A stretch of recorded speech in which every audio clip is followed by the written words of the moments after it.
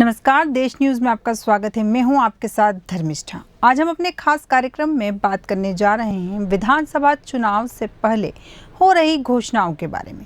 मध्य प्रदेश में इन दिनों एक दूसरे के मुद्दों को चुराने की होड़ मची हुई है। चुनावी गणित ठीक करने के लिए दोनों ही पार्टियों के आला नेता नई नई योजनाओं के जरिए जनता के बीच जा रहे हैं ताकि वोटर्स उन्हें 2023 के विधानसभा चुनावों में वोटों से नवाजे और वो सत्ता के शिखर पर विराजमान हो सके। आइए जानते हैं इस बार कौन सी नई घोषणा की गई है और वो कौन सा दाव है जो शिवराज सरकार ने कांग्रेस के खिलाफ खेला है।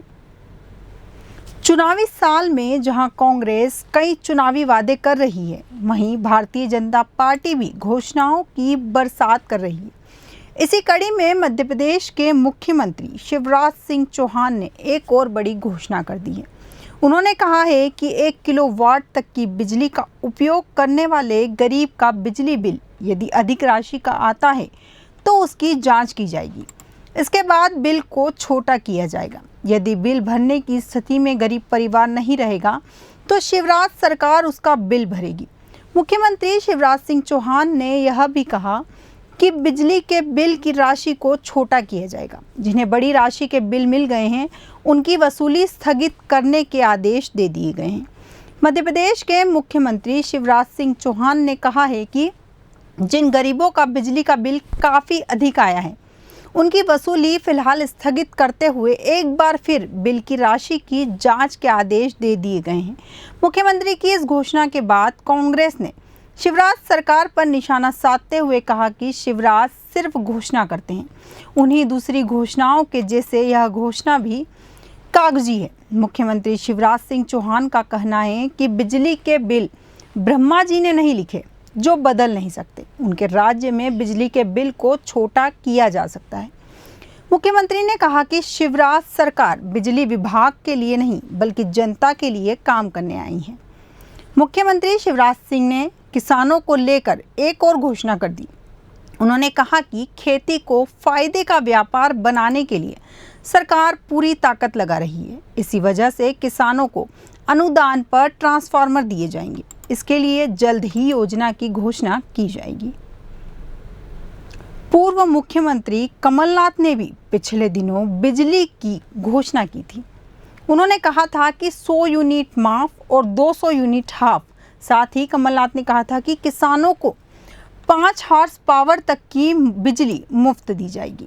कमलनाथ की इस घोषणा के बाद लोगों का आकर्षण बढ़ने लग गया था। इसी के चलते अब शिवराज सरकार भी बिजली विभाग से जुड़ी योजनाओं को जनता के बीच लाने की कवायद कर रही है। लगता है भाजपा पूरी तैयारी के साथ कांग्रेस के वादों की हवा निकालने में लगी है। भाजपा कांग्रेस की घोषणाओं से बढ़कर घोषणा कर रही है। मध्य प्रदेश के कृषि मंत्री कमल पटेल ने मुख्यमंत्री की घोषणा का स्वागत करते हुए कहा कि मध्य प्रदेश में शिवराज सरकार किसानों की सरकार है, जो किसानों से जुड़ी कई ऐसी योजनाएं लाती हैं जो किसानों के हित की हैं और ये योजनाएं मध्य प्रदेश को पूरे देश में सबसे पहले स्थान पर खड़ा कर रही हैं। वहीं दूसरी तरफ पूर्व मंत्री सज्जन सिंह वर्मा ने शिवराज सरकार पर आरोप लगाते हुए कहा है कि 18 साल से प्रदेश में बीजेपी की सरकार है और इन सालों में कई किसान कर्ज के बोझ तले खुदकुशी कर चुके हैं। अभी भी किसानों पर हजारों करोड़ का कर्ज है। सरकार केवल घोषणा ही कर रही है। जब प्रदेश में कमलनाथ सरकार बनेगी तो किसान कर्ज माफी की योजना फिर से शुरू की जाएगी।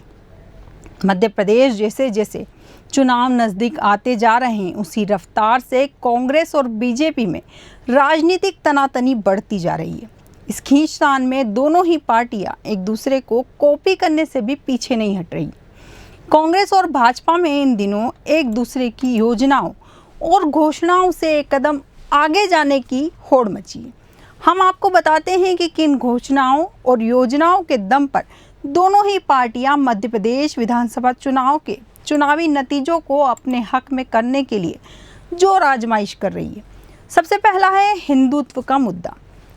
ये मुद्दा भाजपा का मुद्दा है और भाजपा ने इसे देश के हर एक राज्य में चुनाव के दौरान हवा दी है।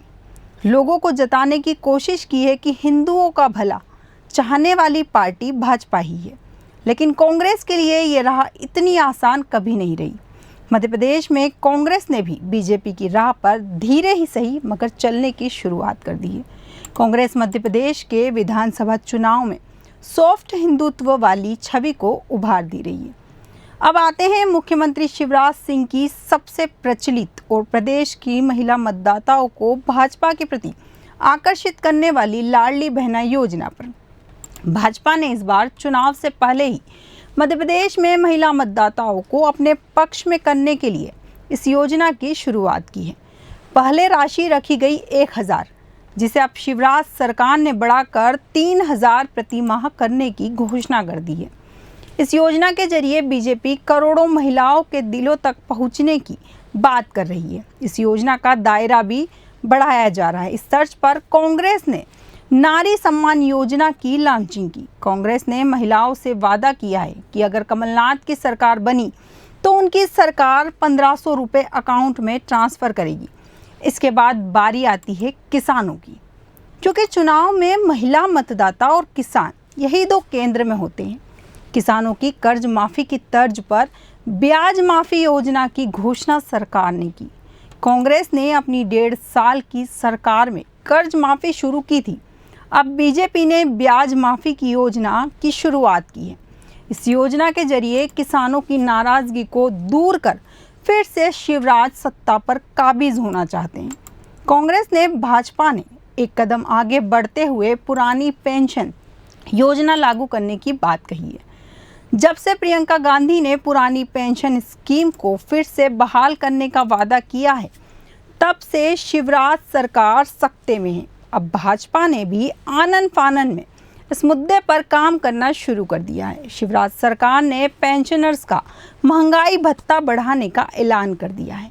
साथ ही वादा किया है कि वो कर्मचारियों को जल्द ही और बड़े तोहफे देंगी।